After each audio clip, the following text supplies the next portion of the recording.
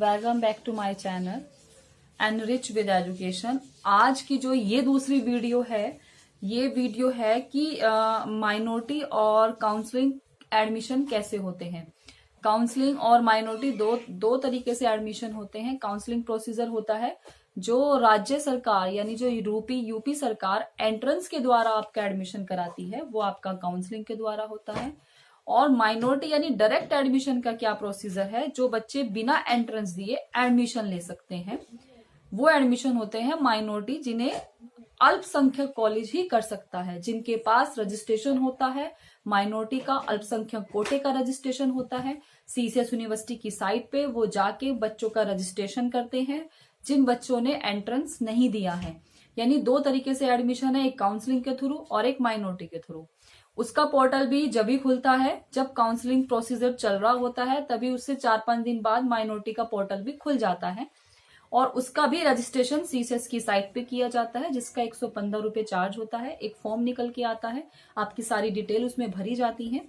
तो ये एडमिशन सिर्फ उन्हीं कॉलेजों में है जिन कॉलेजों के पास मैनेजमेंट की सीट होती है, यानी अल्पसंख्यक कॉलेज होते हैं।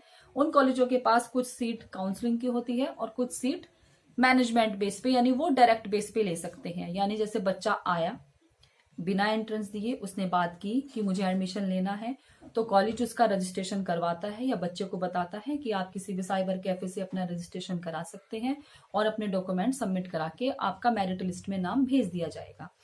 इसके लिए कोई कॉलेज अगर ये कहता है कि हाँ वो मैनेजमेंट कोटे में नहीं आता है और वो फिर भी आपका एडमिशन ले रहा है, तो वो आपसे झूठ बोल रहा है, क्योंकि वो ही ले सकता है जिसका पास अल्पसंख्यक कोटे से संबंधित सर्टिफिकेट हो।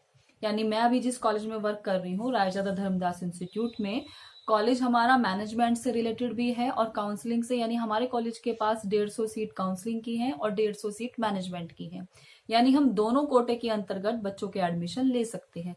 लेकिन वो एडमिशन भी आपका जब भी कंफर्म होता है माइनॉरिटी का, अगर आपका रजिस्ट्रेशन सीसीएस की साइट पे हो। बिना रजिस्ट्रेशन के आपका एडमिशन नहीं हो सकता। ऐसे ही काउंसलिंग होता है। काउंसलिंग में आप एंट्रेंस का फॉर्म भरते हैं, देन आप फिर एंट्रेंस के लिए जाते हैं। अगर आप एंट्रेंस में सिर्फ एक ही पेपर में एंट्रेंस देते हैं, दूसरे पेपर में आप एंट्रेंस में नहीं बैठते, तो भी काउंसलिंग में आपका एडमिशन नहीं हो सकता। आपको दोनों पेपर देने होंगे, तभी आपका काउंसलिंग में एडमिशन हो सकता है। तो ये मेरी वीडियो थी काउंसलिंग और माइनॉरिटी के एडमिशन से रिलेटेड। फर्क कुछ नहीं होता, दोनों की डिग्री सेम होती है, बीएड की सेम सीसीएस यूनिवर्सिटी से बन के आती है। बस डिफरेंस सिर्फ इतना है, जैसे पहले मैनेजमेंट के थ्रू भर्ती होती थी कि मैनेजमेंट सेलेक्ट करता था टीचर्स को रखने के लिए, सेम उसमें ही यही क्राइटेरिया है। इसमें मैनेजमेंट डिसाइड करता है कि एडमिशन लेना है। जैसे आप फर्स्ट कम फर्स्ट सर्विस, आप पहले आओगे पहले पाओगे, जो हमारे पास आ जाएगा हम उसका एडमिशन कर देंगे, जो रह जाएगा वो रह जाएगा। तो इसमें यही रूल है, मैनेजमेंट अपने अकॉर्डिंग एडमिशन ले सकता है। उनका पर उन बच्चों का भी डाटा, उन बच्चों की भी लिस्ट उन्हें सीसीएस यूनिवर्सिटी को मेल करनी होती है, सीडी बना के सबमिट करनी होती है। तो ये मेरी वीडियो थी मैनेजमेंट कोटा और काउंसलिंग के थ्रू। पर दोनों के एडमिशन सेम टाइम पे चलते हैं, पोर्टल कुछ टाइम के लिए ही खुला रहता है। आपको वीडियो अच्छी लगे तो लाइक कीजिए, शेयर कीजिए और चैनल को सब्सक्राइब कीजिए। दूसरा, अब आप अखबार में अगर पढ़ रहे हैं कि डायरेक्ट एडमिशन हो रहे हैं, कहीं पे भी नहीं हो रहे हैं, क्योंकि 8 नवंबर लास्ट डेट थी मैनेजमेंट की एडमिशन की।